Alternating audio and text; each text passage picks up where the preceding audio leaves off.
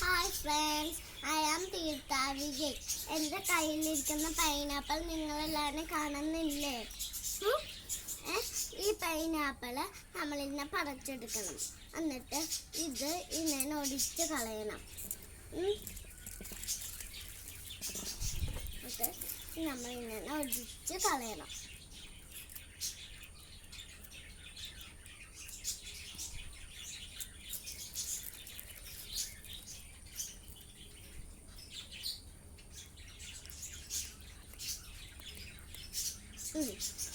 നമ്മളിത് പറിച്ച് കഴിഞ്ഞിട്ട് ഇത് നമ്മൾ വെള്ളത്തിലേക്ക് ഇടണം.